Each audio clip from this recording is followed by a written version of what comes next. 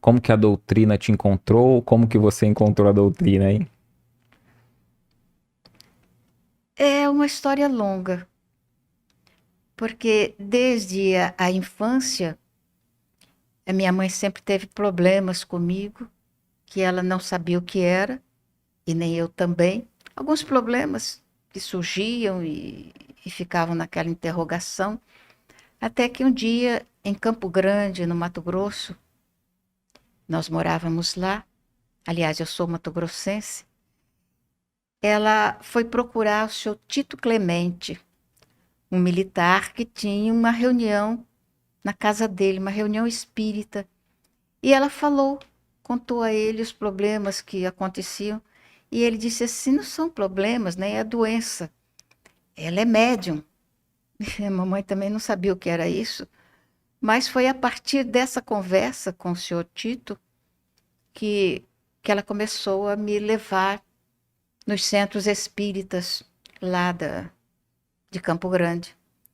A gente não entendia nada de espiritismo, mas quando eu estava ali acontecia uma porção de coisas que eu só vinha conhecer de fato já na adolescência, quando eu me tornei espírita de verdade, que eu sou até hoje. Perfeito. E logo de cara, assim, na adolescência, você já começou as tarefas, os estudos na casa? Eu sempre fui muito católica, muito. No mês de maio eu frequentava a igreja todos os dias, sozinha, porque a mamãe nunca foi ligada à religião, mas eu gostava da igreja. E até a adolescência eu fui católica de frequentar normalmente e tive um problema na igreja e resolvi abandonar totalmente. Deixei a igreja e aí uma amiga me convidou para participar de uma reunião da Juventude Espírita lá em Araçatuba. E eu fui e a primeira aula que eu assisti dos jovens me tocou profundamente. Era: onde estiver o seu tesouro, aí estará o seu coração.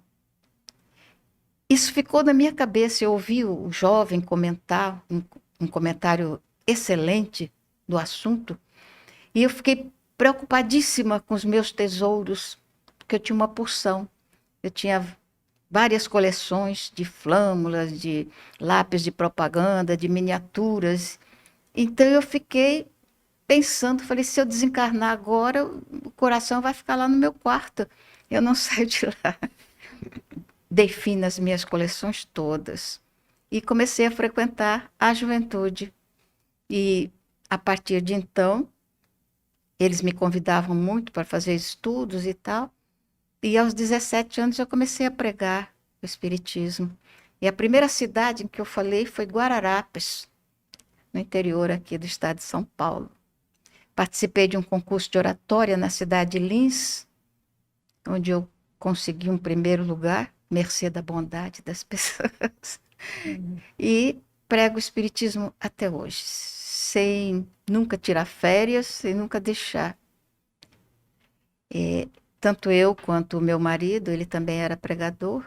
Depois ele desencarnou, a minha filha começou a pregar também. Então, nós três, na atividade de divulgação da doutrina Nessa, espírita. nessa tarefa de divulgação, né, porque muitos espíritas, cada um trabalha numa área, né, atua numa área ali, numa casa espírita.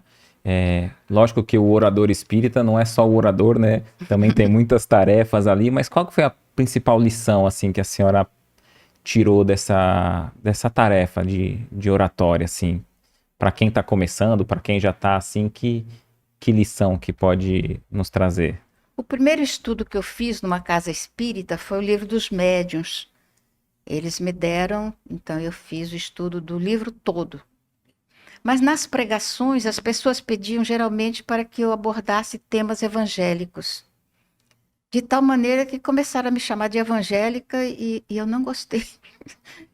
Não que ser evangélico seja uma vá em detrimento da pessoa, não, mas porque eu sou espírita. Mas onde pediam mais, atualmente não. Atualmente eu faço abordagem de todas as áreas, à exceção da científica, que não é do meu alcance. Mas a filosófica, a religiosa, a doutrinária, todo assunto a gente aborda quando eu conheço o assunto. O que você achou desse corte? Coloca aqui nos comentários a sua opinião sobre esse tema. Para ver o episódio completo, é só pesquisar Recomeçar Podcast Espírita. E caso tenha ficado alguma dúvida sobre a doutrina espírita, é perfeitamente normal. Procure ler as obras de Allan Kardec.